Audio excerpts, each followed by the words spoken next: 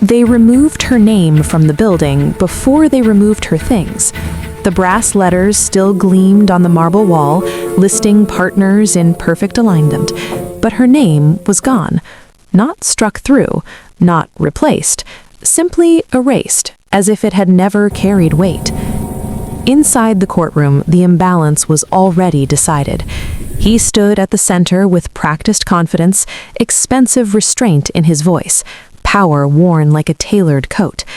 Marcus Hale had learned long ago that law was less about truth and more about who was allowed to speak without interruption. He spoke that way now, slow, indulgent, like a man explaining something obvious to children. She sat alone at the defense table. No counsel beside her, no file stacks, no allies whispering strategy, just Eliza Rowan, hands folded, eyes lowered, listening. They said she had abandoned her role. They said she had violated trust. They said she left the firm vulnerable, forcing Marcus to act decisively. The judge listened. The room listened. The narrative flowed in one direction, smooth and uninterrupted. Eliza did not look up when her termination agreement was entered into evidence. She already knew every clause by heart.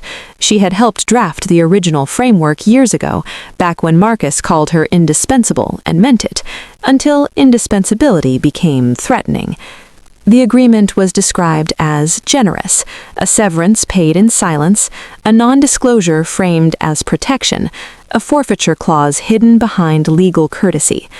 Marcus glanced at her once, just once, a small, satisfied look, the look of a man certain he had sealed the ending. Eliza's breathing stayed even. She remembered the night she was escorted out of the firm after midnight, security standing too close, her office already stripped, her personal files boxed and labeled by someone else's handwriting. The quiet humiliation of being told it was just procedure. Procedure was Marcus's favorite word. When the judge asked if she wished to respond, the room leaned forward, hungry for apology or collapse. Eliza stood. "I acknowledge receipt of the agreement," she said. Nothing more. A murmur passed through the gallery, confusion disguised as disappointment. Marcus's attorney smiled. The silence had been interpreted correctly. Compliance.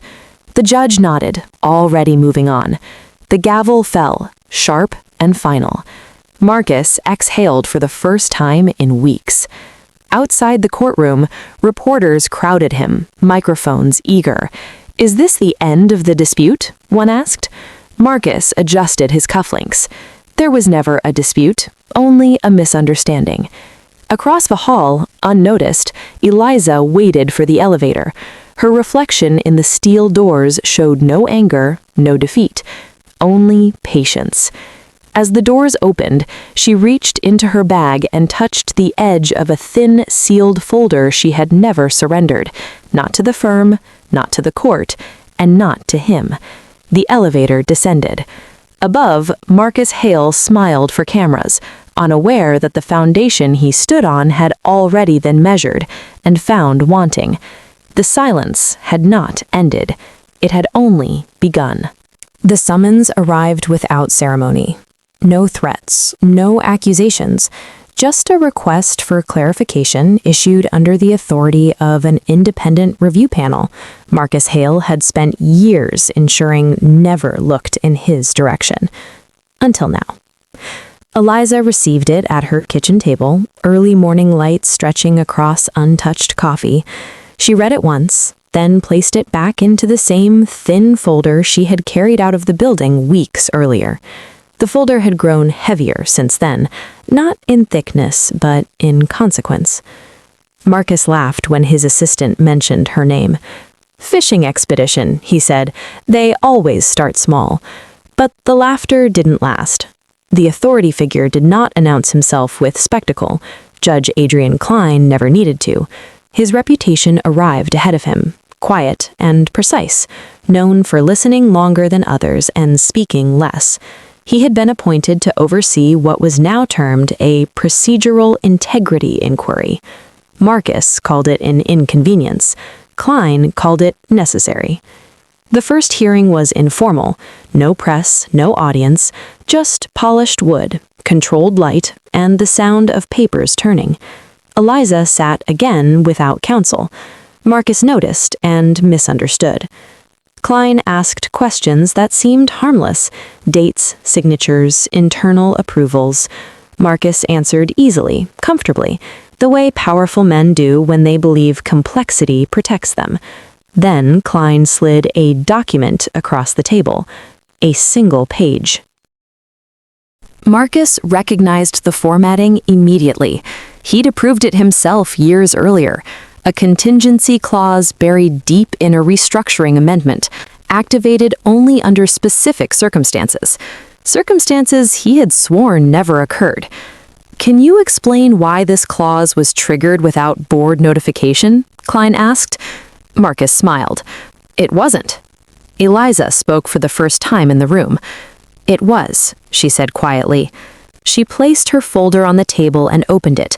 Inside were originals, not copies, emails printed with metadata intact, time-stamped approvals, a sequence of internal memos showing accelerated execution, bypassed oversight, and a single digital signature repeated across documents it should never have touched. Marcus's. The air changed. Klein did not react. He simply listened. Eliza explained nothing more than necessary. She did not accuse, she did not editorialize. She described structure, process, deviations, truth without decoration.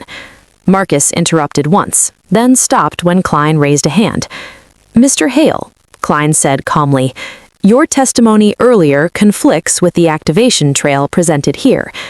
Marcus leaned back, searching for humor that no longer landed. "This is a civil matter," he said, "internal governance." Klein closed the folder. "It was," he replied, "until it wasn't." He signaled to the clerk. A second file was brought forward, thicker, sealed. "This inquiry now expands," Klein continued, "to examine intent, concealment, and fiduciary breach." Marcus felt something unfamiliar settle into his chest. "Wait,"